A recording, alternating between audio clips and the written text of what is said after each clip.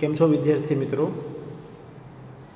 આપણે સ્ટેટમાં ધોરણ 12 ભાગ 1 પૂર્ણ કર્યો, એટલે કે તમારું 48 માર્ક્સનું કમ્પ્લીટ થઈ ગયું.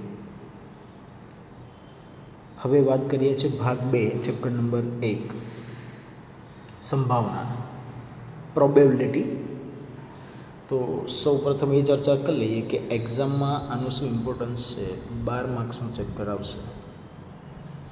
એમાં એક MCQ, 1-2 વાક્યનો સવાલ જવાબ, 3 ગુણના 2 દાખલા અને 4 ગુણનો 1 દાખલો. ટોટલ 12 માર્ક્સનું ચેપ્ટર તમારી એક્ઝામમાં આવશે.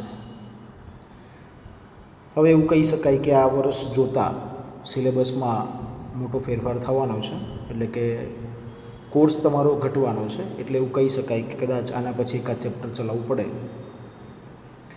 તો હવે ચેપ્ટર ઉપર આવીએ. ચેપ્ટર નંબર 1 સંભાવના, પ્રોબેબિલિટી. તો પહેલાં તો સંભાવના એટલે શું? તમે જાણતા હશો કે સંભાવના એટલે કે બને અથવા ના પણ બને. સંભાવના છે એક ધારણા કહેવાય. શું કહેવાય એને? ધારણા.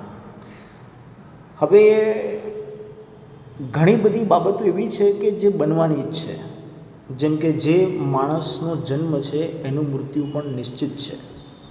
સૂર્ય ઉગે છે તો આથમવાનો જ છે. ઝાડ ઉપરથી જો કોઈ પત્તું પડવાનું છે તો એ નીચે જ પડવાનું છે.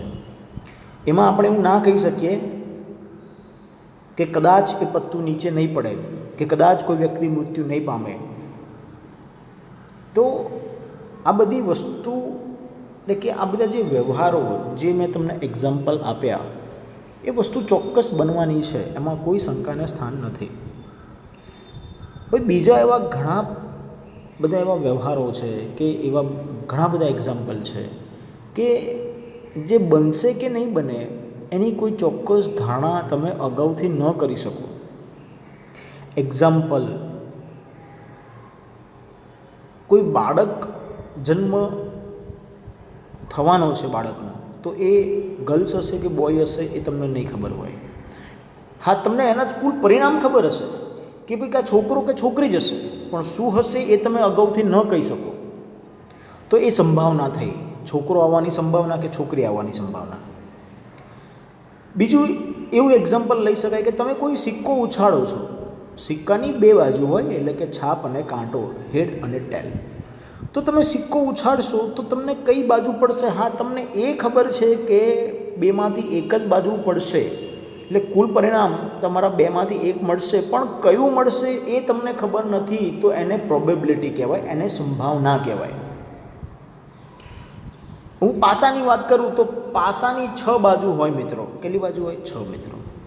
તો 6 બાજુમાંથી કઈ બાજુ પડશે એને ઉછાળતા કે પછી એની સાથે રમતા, તો એ તમે ન કહી શકો. હા, તમને એ ખબર છે કે 6માંથી 1 જ બાજુ આવશે, પણ કઈ બાજુ આવશે એ તમે અગાઉથી ન કહી શકો.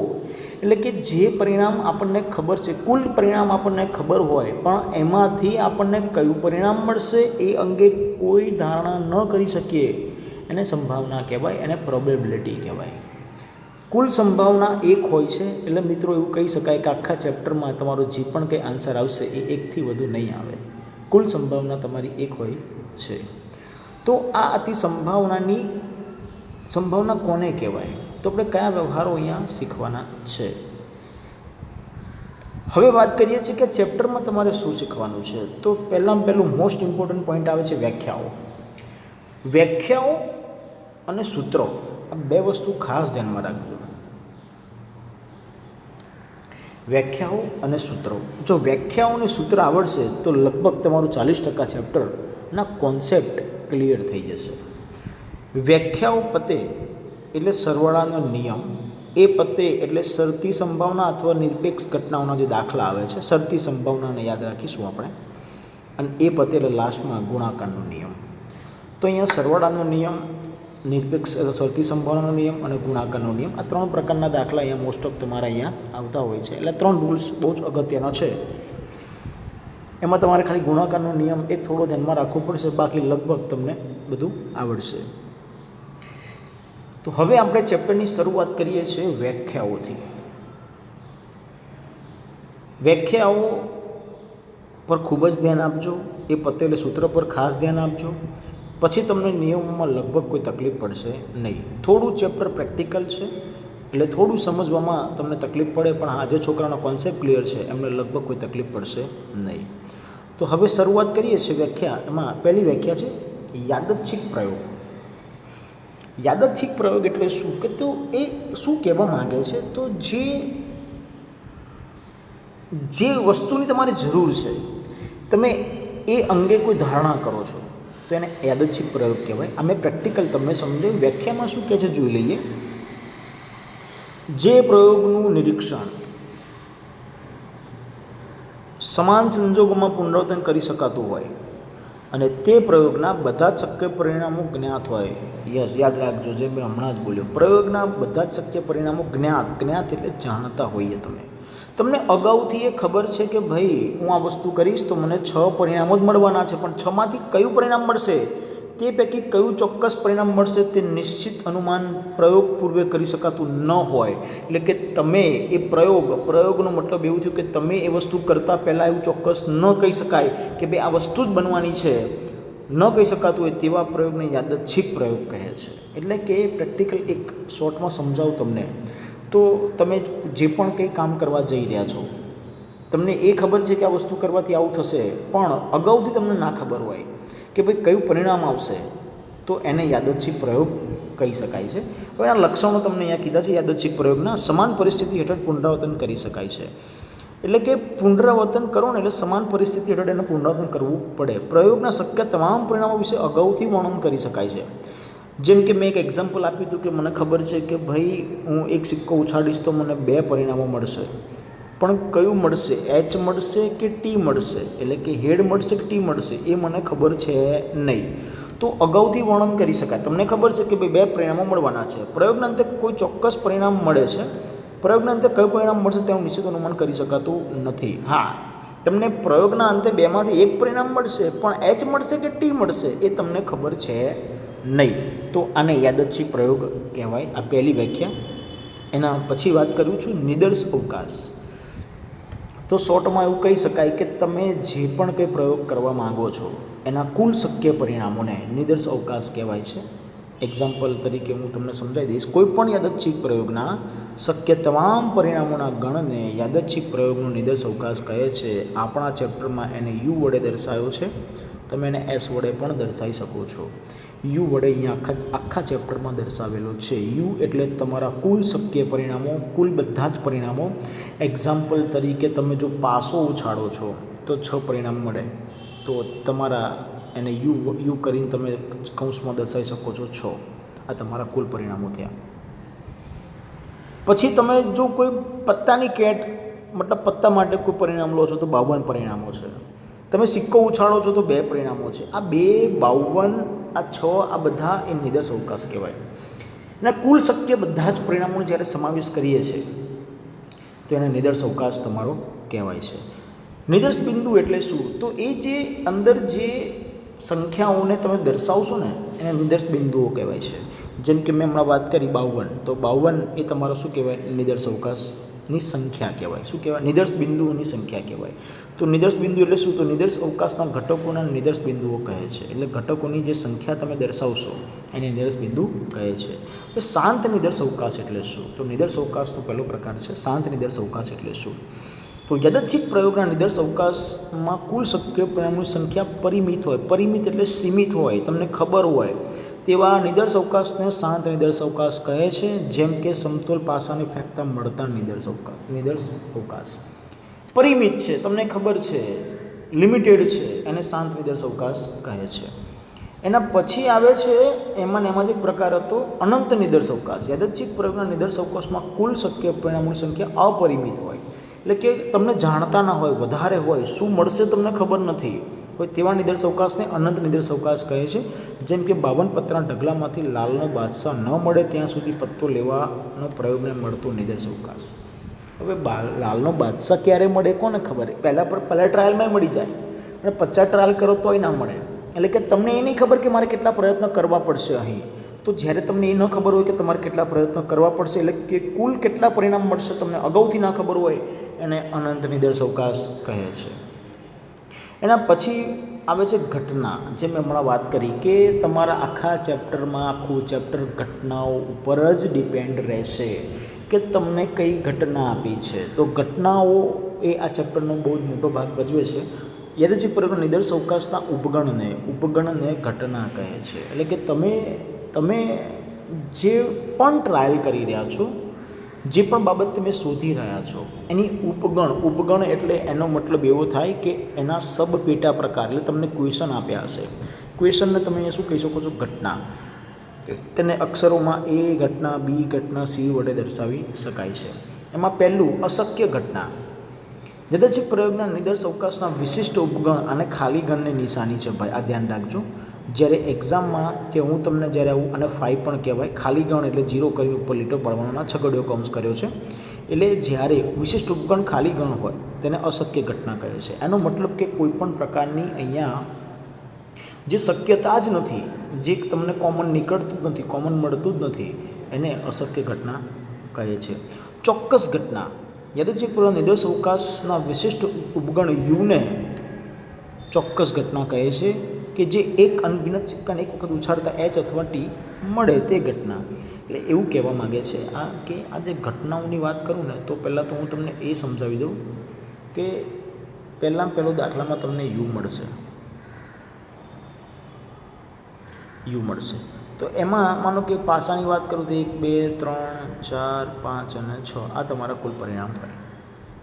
નીચે તમને ક્વેશ્ચન આપ્યો હોય, એના આપણે ઘટના એ કહીએ. તો ઘટના એ તમે સોલ્વ કરો એટલે તમને એ તો ખબર છે કે ભાઈ આન્સર એ 6માંથી જ આવશે. આ 6માંથી જ તમારો આન્સર હશે. એટલે કુલ તમારા પરિણામો 6 થયા. એને ચોક્કસ ઘટના કહેવાય કે તમને ખબર છે કે આ વસ્તુ મને મળવાની છે, આ 6માંથી જ હશે. અશક્ય ઘટના કોને કહેવાય? અશક્ય ઘટના કોને કહેવાય? કે આની બહારનો કોઈ ક્વેશ્ચન આવી જાય, આની બહાર, એટલે 6થી કંઈક તમને એવું કીધું કે ભાઈ 8 વાર પાછું ઉછળતા શું મળે, કે પાસા પર 8મો પ્રયત્ન શું હોઈ શકે. જો એવી બધી વાતો તમને કરી હોય તો એને અશક્ય ઘટના કહે છે. તો હું દાખલામાં તમને વધારે ક્લિયર કરીશ કે અશક્ય ઘટના એટલે શું, શક્ય ચોક્કસ ઘટના એટલે શું. એના પછી વાત કરીએ છીએ ઘટનામાં એક આગળનો પોઈન્ટ આવે છે છેદ ઘટના. પહેલાં તો છેદ એટલે શું તો યાદ રાખજો, 2 ઘટના આપી હશે તમને. 2 ઘટનામાંથી જે કોમન નીકળતું હોય ને, કોમન, એને છેદ ઘટના કહે છે. જો મેં અહીંયા આકૃતિમાં દર્શાવ્યું છે, આ ઘટના એ, ઘટના બી, આ બંનેની જે કોમન એક્ટિવિટી એને છેદ ઘટના કહે છે. કેવી રીતે? તો એક્ઝામ્પલ તરીકે અહીંયા યુ છે, એમાં 1 2 3 4 5 6 આપેલું છે. ઘટના એ છે, એમાં 2 3 છે. ઘટના બી છે, એક્ઝામ્પલ તરીકે સમજાવું છું ભાઈ, હા ધ્યાન રાખજો, આમાં 2 છે.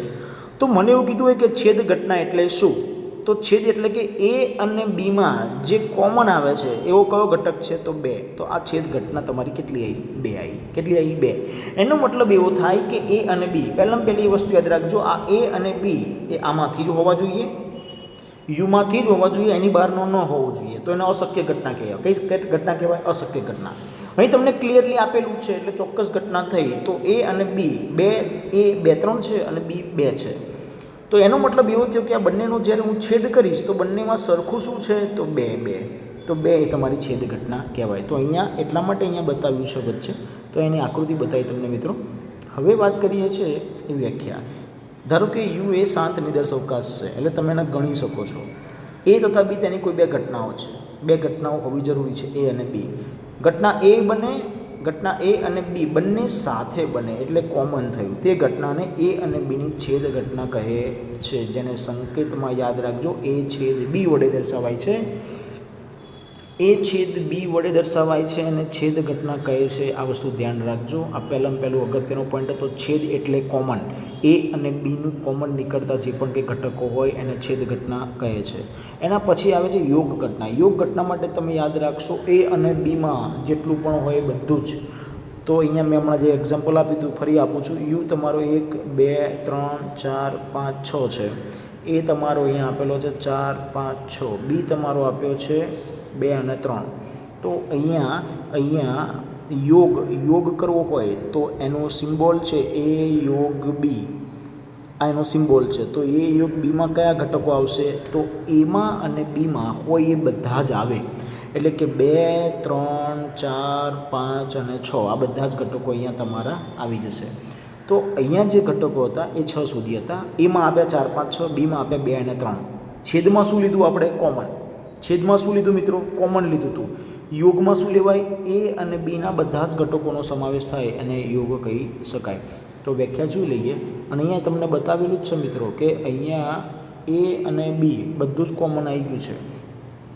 યુ એ શાંત નિદર્શ અવકાશ છે. એ તથા બી તેની કોઈ બે ઘટનાઓ છે. ઘટના એ બને અથવા ઘટના બી બને અથવા બંને, અથવા ઘટનાઓ એ અને બી બંને સાથે બને તે ઘટનાઓને એ અને બીની યોગ ઘટના કહે છે. એ બને અથવા બી બને, કંઈ પણ બને અથવા ના પણ બને, એ તો બધું જ લેવાનું છે.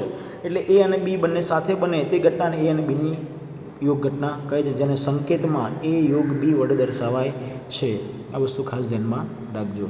એના પછી વાત કરીએ છીએ એટલે બે ઘટનાઓ આપણે ક્લિયર કરી, છેદ ઘટના અને યોગ ઘટના. પૂરક ઘટના એટલે શું? તો પૂરક ઘટનાનો મતલબ એવો થાય કે કોઈ પણ ઘટના સિવાય જે બનતું હોય ને એને પૂરક ઘટના કહેવાય છે. કેવી રીતે? ધારો કે યુ એ શાંત નિદર્શ અવકાશ છે. એ તેની કોઈ ઘટના છે, એ ઘટના છે. નિદર્શ અવકાશ યુમાં હોય એટલે કે યુમાં હોય પરંતુ ઘટના એમાં ન હોય તેવા તમામ પરિણામો કે ઘટકોના ગણને ઘટના એની પૂરક ઘટના કહે છે.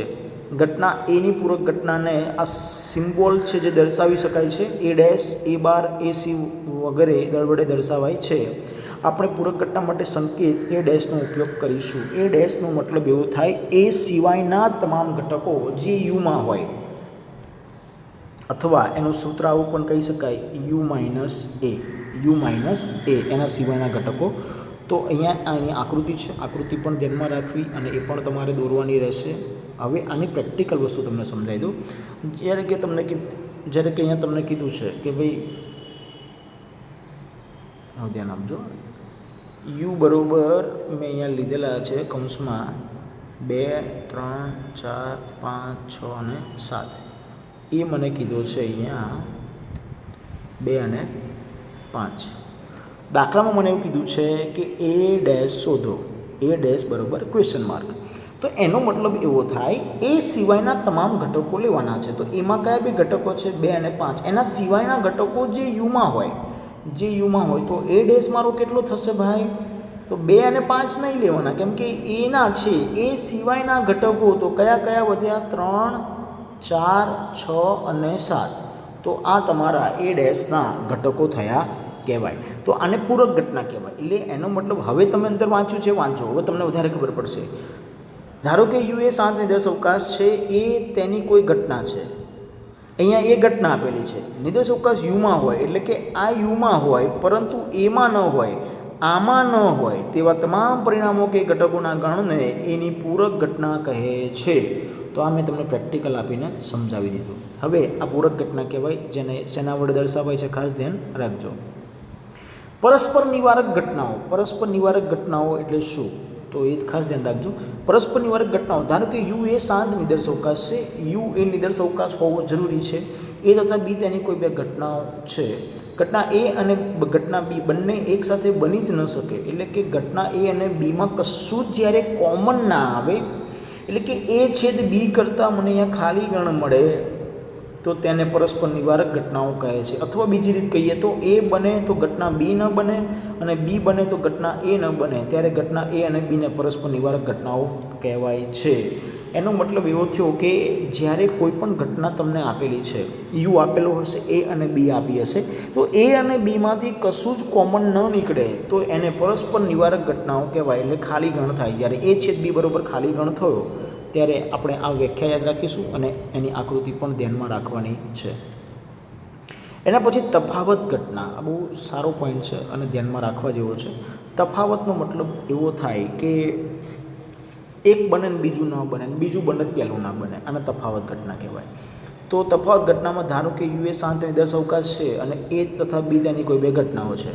એ બને પરંતુ ઘટના બી ન બને, તેવા ઘટકો પરિણામોમાં ગણને ઘટના એ અને ઘટના બીની તફાવત ઘટના કહે છે. તો આ એની તફાવત ઘટના કહેવાય.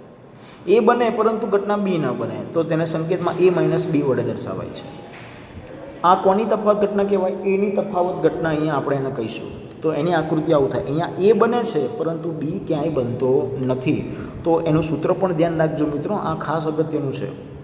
એ માઇનસ બી બરાબર એ છેદ બી ડેશ. ડેશનો મતલબ એવો થાય કે બી ન બને તો બી ડેશ બને. શું બને છે અહીંયા ડેશ કેમ લીધો છે? તો બી નથી બનતો માટે બી ડેશ બને છે. અથવા એ માઇનસ એ છેદ બી અથવા એ યોગ બી માઇનસ બી. તો આ તમારે ધ્યાનમાં રાખવાનું છે. તો અહીંયા મેં સમજાવ્યું પણ છે નીચે, ઘટના એ અને બીની તફાવત. ઘટના એ બને પરંતુ ઘટના બી ન બને. ઘટના એ અને બી પૈકી ફક્ત ઘટના એ જ બને છે.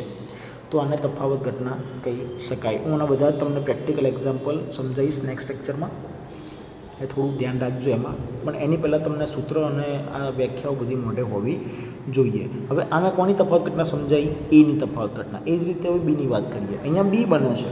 શું બને છે? યુ નિર્દેશ અવકાશ છે. એ અને બીમાંથી ઘટના બી બને પરંતુ ઘટના એ ન બને. બી બને છે, એ નથી બનતી. તેવા ઘટકો કે પરિણામોના ગણને બી અને ઘટના એની તફાવત ઘટના કહે છે, જેને સંકેતમાં બી માઇનસ એ વડે દર્શાવાય છે. અહીંયા એ નહીં બને. શું બનશે? ફક્ત બી બનશે. તો એનું સૂત્ર તમારે નીચે લખ્યું છે, બી માઇનસ એ. એટલે અહીંયા એ નહીં બનતો એટલે શું બને છે? એ ડેશ. તો એ ડેશ છેદ બી બરાબર બી માઇનસ એ છેદ બી ઇક્વલ ટુ પી ઓફ એ યોગ બી માઇનસ એ. તો આ કોની તફાવત ઘટના હતી? બીની. એટલે એની તફાવત ઘટનાનો મતલબ એવો થાય કે એ બને છે, બી નથી બનતી. અને બીની તફાવત ઘટનાનો મતલબ એવો થાય બી બને છે પરંતુ એ બનતો નથી. તો એ હું તમને પ્રેક્ટિકલ જ્યારે દાખલો સમજાવીશ ત્યારે વધારે ખબર પડશે. પણ તમને અત્યારે આ માહિતી અને સૂત્ર મોઢે હોવું જોઈએ. એના પછી આવે છે નિશેષ ઘટનાઓ. નિશેષ ઘટના એટલે શું? તો જો યાદચ્છિક પ્રયોગની ઘટનાઓના શક્ય તમામ પરિણામોના સમૂહને નિર્દેશ અવકાશ થાય તો તે ઘટનાઓને નિશેષ ઘટના કહે છે. એનો મતલબ એવો થાય કે તમે જે ક્વેશ્ચન શોધી રહ્યા છો અને એ ક્વેશ્ચનનો આન્સર નિર્દેશ અવકાશ એટલે યુ જેટલો જ આવે તો તેને નિશેષ ઘટનાઓ કહે છે. અહીંયા બતાવ્યું છે એ યોગ બી બરાબર યુ થાય. એટલે કે તમે જ્યારે એ યોગ બીનો મતલબ એવો જ થાય કે એ અને બીના બધા જ ઘટકો તમે લો છો અને એના બરાબર તમને યુના ઘટકો મળી જાય છે. એક્ઝામ્પલ તરીકે અહીંયા તમને યુ આપેલો છે અને એ અને બી તમે અહીંયા આપેલા છે અને તમે શોધી શું રહ્યા છો? એ યોગ બી શોધી રહ્યા છો. તો એનો મતલબ એવો થાય કે એ અને યોગ બીના બધા જ ઘટકો જો યુ જેટલા આવી જાય ને તો એને નિશેષ ઘટનાઓ કહેવાય. ને શું કહેવાય? નિશેષ ઘટનાઓ કહી શકાય છે. તો એની આકૃતિ બાજુમાં બતાવી છે, આ તમારે ધ્યાનમાં રાખવાનું છે. હવે એના પછી વાત કરું છું. ધારો કે યુ એ શાંત નિર્દેશ અવકાશ છે. પહેલાં તો વ્યાખ્યા શું છે? પરસ્પર નિવારક અને નિશેષ. હવે પેલી જે બે હતી ને બંને હવે ભેગી તમને આપેલી છે. તો એનો મતલબ એવો થાય કે પરસ્પર નિવારક તમે જોયું, એનો મતલબ શું થાય કે એ છેદ બી બરાબર ખાલી ગણ થશે. અને નિશેષ ઘટનાઓમાં તમે શું જોયું? એ યોગ બી બરાબર શું થશે? યુ થશે. તો એની હવે પ્રેક્ટિકલ વ્યાખ્યા જો કરીએ, ધારો કે યુ એ શાંત નિર્દેશ અવકાશ છે. એ તથા બી તેની કોઈ બે ઘટનાઓ છે. આ બે ઘટનાઓમાં એ છેદ બી બરાબર ખાલી ગણ થાય અને એ યોગ બી બરાબર યુ થાય. તો એ અને બી પરસ્પર નિવારક અને નિશેષ ઘટનાઓ કહેવાય છે. અંતરે એ જરૂરી છે કે બધી જ પરસ્પર નિવારક ઘટનાઓ નિશેષ ઘટનાઓ હોય તે જરૂરી નથી. એટલે અહીંયા કહેવા તમને એવું માંગે છે કે તમે કોઈ દાખલો ગણી રહ્યા છો, એમાં તમે જ્યારે છેદ કરો તો ખાલી ગણ આવે અને યોગ કરો તો યુ થાય, તો એને પરસ્પર નિવારક અને નિશેષ ઘટનાઓ કહે છે. તો નીચે અહીંયા એક એક્ઝામ્પલ આપ્યું છે, સમજી લઈએ. એક સમતોલ પાસાને ઉછાળવામાં પ્રયોગ સાથે સંકળાયેલ નિર્દેશ અવકાશ યુ તમને આપેલા છે. એ પાસા પર મળતા અયુગ્મ સંખ્યા એટલે કે આમાં એકી સંખ્યા 1, 2, 3 છે અને બી પાસા પર મળતા યુગ્મ સંખ્યા 2, 4 અને 6 છે. હવે હું પરસ્પર નિવારક કરીશ તો પરસ્પર નિવારકનું સૂત્ર તમને યાદ હોવું જોઈએ, એ છેદ બી. તો એ છેદ બી કરતાં મને અહીંયા ખાલી ગણ મળે છે. કેવી રીતે? તો એના અને બીના ઘટકોમાંથી મને કશું જ કોમન મળતું નથી એટલે ખાલી ગણ મળે. શું મળે? ખાલી ગણ. હવે એ યોગ બી હું જ્યારે કરીશ ને એ યોગ બી, તો આમાંથી એ અને બીના બધા જ ઘટકો લઈશ. એ અને બીના બધા જ ઘટકો લઈ લઈશ. યોગ એટલે બધું જ લેવાનું, છેદ એટલે ફક્ત કોમન લેવાનું. આવું મેં તમને અગાઉ પણ શીખવ્યું. તો 1, 3 અને 5 અને 2, 4 અને 6 તો બધું જ લઈ લઉં તો 1, 2, 3, 4, 5, 6 યુ થઈ ગયું. તો અહીંયા આ એક્ઝામ્પલ જે મેં તમને બતાવ્યું એ પરસ્પર નિવારક અને નિશેષ ઘટનાઓનું કહેવાય. એના પછી છેલ્લી વ્યાખ્યા છે પ્રાથમિક ઘટનાઓ. તો યાદચ્છિક પ્રયોગના નિર્દેશ અવકાશ યુના એક ઘટકીય ઉપગણથી બનતી તમામ ઘટનાઓને પ્રાથમિક ઘટનાઓ કહે છે. એટલે શરૂઆતની જે ઘટનાઓ હોય એને પ્રાથમિક ઘટના કહેવાય. કેવી રીતે? પ્રાથમિક ઘટનાઓ પરસ્પર નિવારક અને નિશેષ હોય છે. આ વસ્તુ ધ્યાન રાખજો. એ જ વસ્તુ અહીંયા તમને રિપીટ કરી છે. એક સમતોલ સિક્કો ઉછાળવાના પ્રયોગના નિર્દેશ અવકાશ એચ અને ટી છે. એ બરોબર એચ છે અને બી બરોબર ટી છે, તો એમાં છેદ ખાલી ગણ થશે, કશું કોમન નીકળશે નહીં, અને યોગ એ યુ થશે. તો આ તમારી વ્યાખ્યાઓ મેં તમને બતાવી મિત્રો. હવે પછીના લેક્ચરમાં વ્યાખ્યા રિલેટેડ દાખલા તમને ગણાવડાવીશ, એટલે કે જેટલી પણ વ્યાખ્યાઓમાં કેલ્ક્યુલેશન આવે છે તો એ વ્યાખ્યા હું એના રિલેટેડ દાખલા નેક્સ્ટ લેક્ચરમાં પૂર્ણ કરીશ. પણ યાદ રાખજો, આ તમારી જે વ્યાખ્યાઓ લખાઈ છે બધી જ તમને મોઢે હોવી જોઈએ, તો જ હવે આગળ ખબર પડશે. આજનું લેક્ચર મિત્રો અહીંયા આપણે પૂર્ણ કરીએ છીએ.